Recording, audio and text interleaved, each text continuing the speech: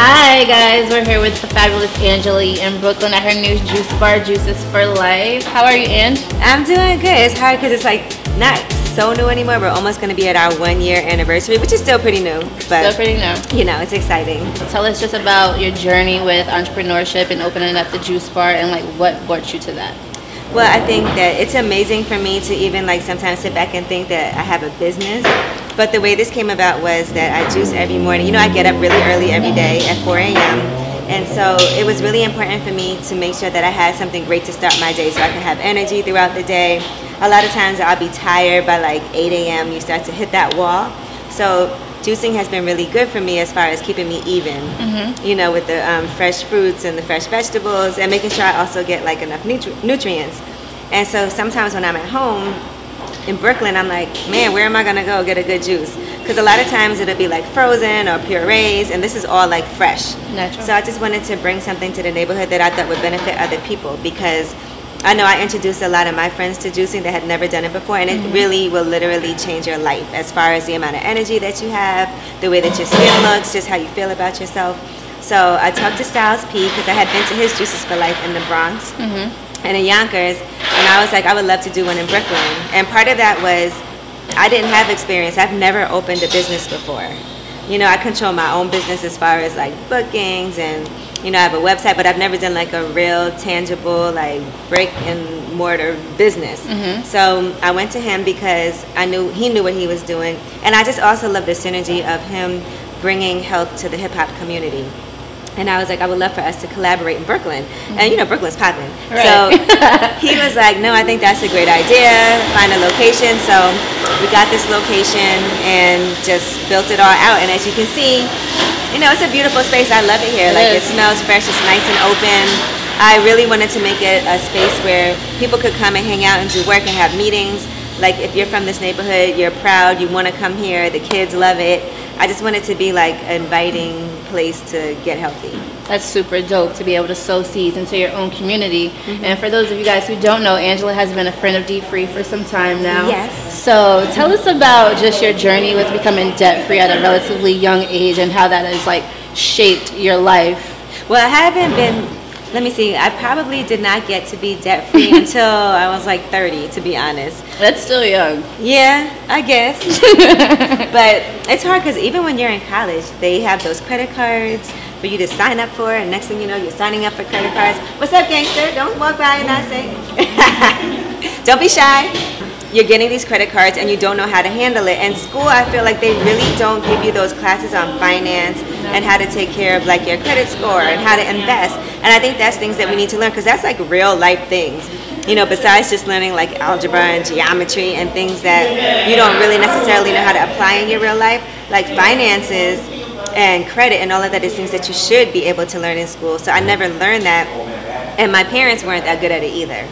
So it was just something where I was like living way beyond my means, just charging things up, making $6 an hour on campus, and also having to pay for school. And it gets really overwhelming. Like people get so stressed from debt. Tell me about it. Yeah. I mean, I was stressed too. I remember I was managing J Electronica, and I was putting a lot of stuff on my credit card, right? Because we were traveling, doing shows, and I put the room on the card, and then they do stuff like smoke in the room, and then I get an extra fee, and then I'm like, you know, it costs this. Like things just ended up piling up. And at one point, my credit card bill was like $30,000, and I was like, good Lord, how am I gonna? And I had student loans, you know. So it was like, how am I gonna pay for all this? And it's so stressful when you're like waking up in the morning, no money in the bank, having bills to pay, and not knowing how you're going to pay for your credit card. And then they try to like cut me off too. They hit me like the credit card company. It's like intimidating. They're like, oh, well, now we're going to have to, you know, cut your credit card off. And then you're like thinking, damn, my credit is ruined. But that's something that you can always fix. You know, fortunately for me, he signed a deal and then they paid me back all my money. And the first thing I did was like take that cash and just pay off the credit card bill. I didn't care if I had nothing left. I'm that type of person that if I owe some money, even if I'm not going to have any money in the bank, I'd rather just pay it all off because it just weighs on me, like having that, you know, that I owe money. So, you know, Amex actually did not cut my card off after that. But, you know, it did take a hit on my credit just because I wasn't able to pay it right away when I was supposed to. but all you can do is keep on building from that. A lot of things that I did, you can actually write letters and have them take things off your credit report, and certain things that you can do that you can learn how to do yourself.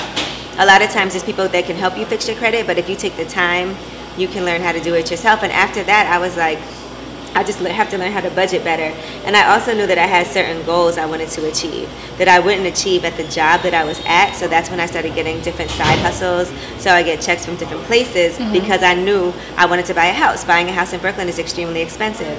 I can't do that on the $50,000 salary that I was making. It's pretty impossible. So I had to learn how to do side hustles, and I had to say to myself, I got to get a job making more money. And at one point I went and I asked for a raise and I got it, but it still wasn't enough. So I knew that at some point I had to leave my job and make more money. Instead of just thinking about it and complaining about it, you have to take action. That's cool. You mentioned a lot of things that we actually enforce and teach in dfree, as far as calling your credit card companies and asking for extensions or what can I do to pay this off. You can't just ignore it, because ignoring it is never going to go away, and it's so stressful. Right. So what advice would you give some of our dfree followers who are struggling with student loans and rent and annoying credit card bills and things like that?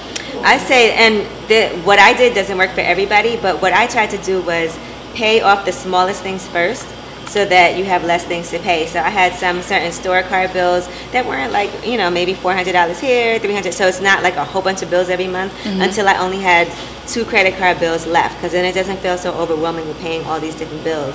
So I did that, and then I only had 2 credit card bills left, and then I just started paying down on those. And every time I got a chunk of money, it really went to that. And get some side hustles. Figure out some ways to make some extra money, even if that means working overtime at your job, even if that means you need to ask for a raise, even if that means getting a part-time job. Anything that you can do to take action to get rid of those debts. So we've been doing our dfree Say Yes to You Youth and Young Adult Entrepreneurship campaign this summer, and what we do is try to inspire and inform young adults about what it takes to be an entrepreneur and build brands. So tell us, who is Angela Yee, the businesswoman? I think that one of the main things, he has his own business across the street. Hi. Here's some tips that I always try to employ is A, be organized as possible, which means that I have to put everything in my calendar so I always know what I have to do. That way when I wake up in the morning, I'm like, okay, what's going on today? I look and see what's going on tomorrow, so I always have it in my head to schedule things. B, I always give myself a buffer. I give myself enough time. I know, say I have to be somewhere at 1 and it takes a half an hour to get there.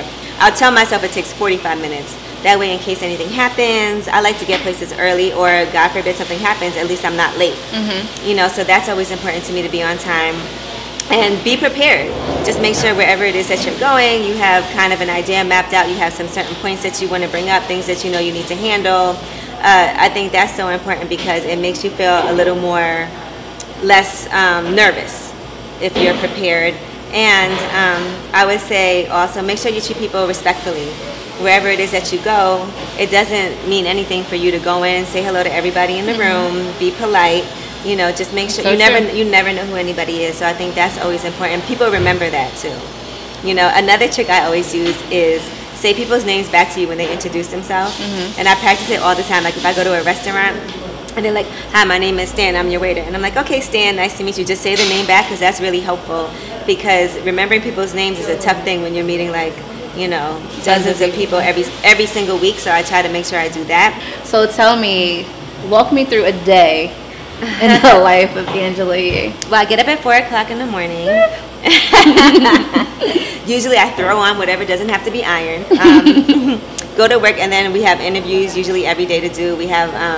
I do my show prep the day before, so the night before I go to sleep, I try to get a whole bunch of stories ready so that in the morning I have a lot of things in my head that I know I want to discuss.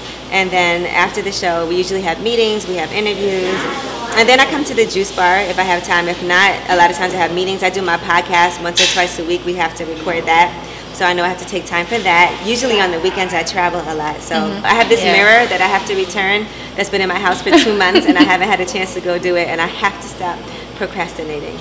A lot of people want to be bosses and entrepreneurs, but they just don't know what it takes. That what goes into it. It's just like glitz and glam, but it's like, no, you really have to do it. It's a lot of hard work. There's really no way around hard work. There's nothing you could do but work. You're not going to just get anything handed to you. You're not going to be successful if you don't work really hard. It's impossible. Right. So here in Brooklyn and Manhattan, in the city in general, there's tons of juice bars. So tell me what sets Juices for Life apart from the rest. Well, we put it in our neighborhood, which I think is a big deal. Instead of trying to go someplace that's like, like Nyland Park Slope, not in Brooklyn Heights. We did it here in Bed-Stuy, where I felt like there's a good community of people here that are so happy to have it. Like, I know a lot of people, as you can see, everybody that's coming in and out, like, I already know them. Yeah. So it's just nice to do that. And then the other thing that sets it apart is it's not like we want you to come in and get out. We want you to come in and stay and relax and have a good time. That's why we have this couch in here. That's why we have the flat screen TV.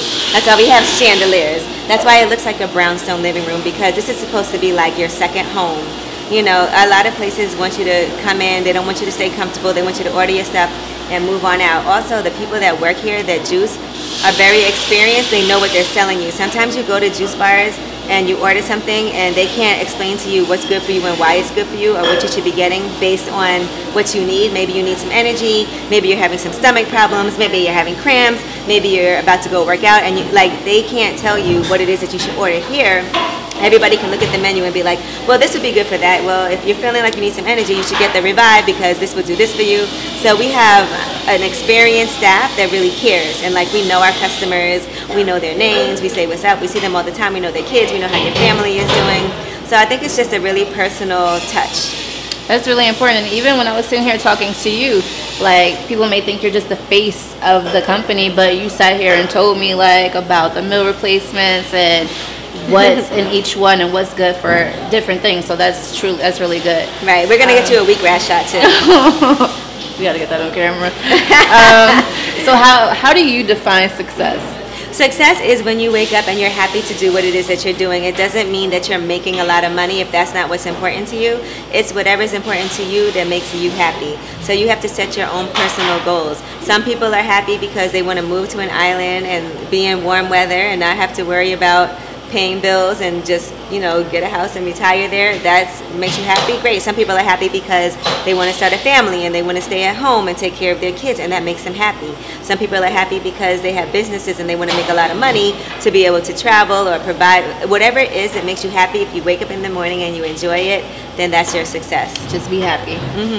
So have you made any sacrifices, to young entrepreneurs? What sacrifices have you made? Sleep.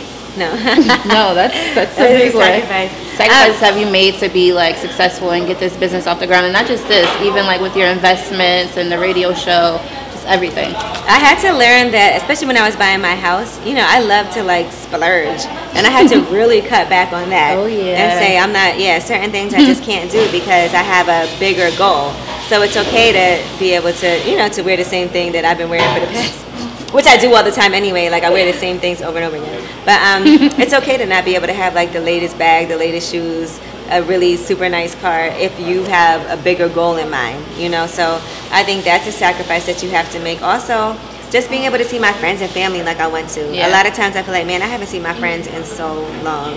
And even just relationship-wise, it's hard to be in a relationship. I mean, my boyfriend's cool about it, but I think that I probably would have settled down a long time ago if I had more time, and people complain about it you're never here. You kind of answered this already about your personal life, but where do you see Juices for Life in 10 years? Well, hopefully expanding into a whole bunch of different cities. And I really want it to be in cities that have a need for it, in neighborhoods where it doesn't really exist, So I would love to do, Atlanta. I would love to do Detroit.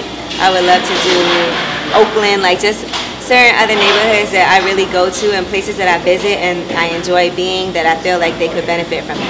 So I think you offered a lot of valuable information to our young entrepreneur followers. Thank you so much. It's been a pleasure, and we're always keeping Angela in mind because she's one of our besties here at dfree. Thank you. I love you guys so much.